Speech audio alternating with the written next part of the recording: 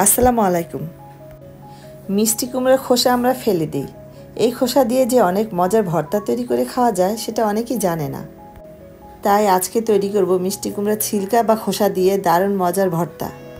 এই ভর্তাটা এতটাই মজা হয় যে একবার খাওয়ার পর আর কখনোই মিষ্টি কুমড়ার খোসা ফেলে দিবেন না। গরম গরম ভাতের সাথে খেতে দারুণ মজা লাগে। আবার পহেলা বৈশাখে পান্তা ভাত খেতে বিভিন্ন ভর্তার সাথে এই ভর্তাও খেয়ে দেখতে পারেন, অনেক মজা লাগে। মিষ্টি কুমড়ার ছিলকা বা খোসা একটু মোটা করে কেটে নিয়েছি। লাল মিষ্টি কুমড়ার খোসার চেয়ে সবুজ মিষ্টি কুমড়ার খোসার ভর্তাটা বেশি মজা হয়। ভর্তায় দেওয়ার জন্য প্রথমে কিছু শুকনামরিচ ভেজে নিব। ভর্তায় কাঁচামরিচের সাথে কিছু শুকনামরিচ দিলে ভর্তার স্বাদ দ্বিগুণ হয়ে যায়। ভর্তা তৈরি করার জন্য কয়েকটা ইলিশ মাছের ফুলকা নিয়ে নিয়েছি। মিষ্টি কুমড়ার খোসা আর ইলিশ মাছের ফুলকায় দুটো জিনিস আমরা ফেলে দিই। এই ফেলে দেওয়া দুইটা জিনিস দিয়ে আজকে মজার ভর্তাটা তৈরি করব। এখন ফুলকার মধ্যে সামান্য হলুদের গুঁড়া দিলাম আর পরিমাণ মতো লবণ দিলাম। ইলিশের ফুলকাগুলো লবণ ও হলুদ দিয়ে ভালো করে মেখে নিব।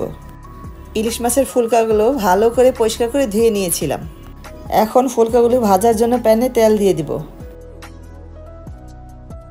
এরপর গরম তেলে ফুলকাগুলো ভেজে নিব।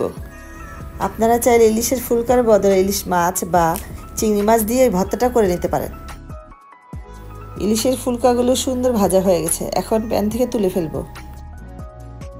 খোসাগুলো পানি দিয়ে ভালো করে ধুয়ে নিয়েছি। মিষ্টি কুমড়ার খোসাগুলো ছোট ছোট করে টুকরা করে নিব।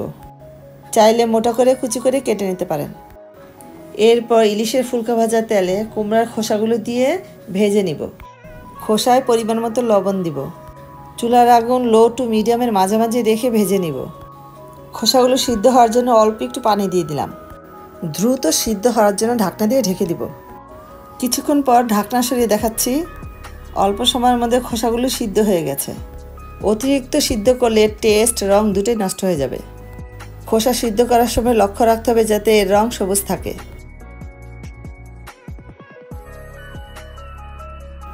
এরপর বড় সাইজের 5টা কাঁচামরিচ মাঝখানে টুকরো করে দিয়ে দিলাম।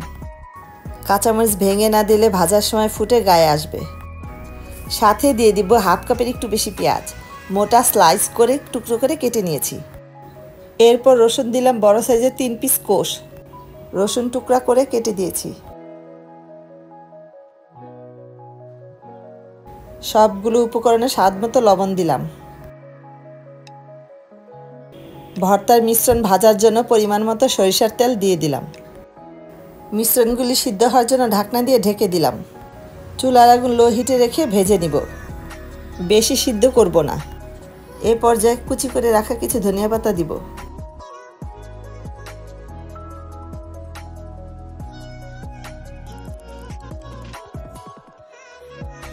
ভাজতে ভাজতে যখন সুন্দর স্মেল বের হবে তখন চুলা থেকে নামিয়ে ফেলবো।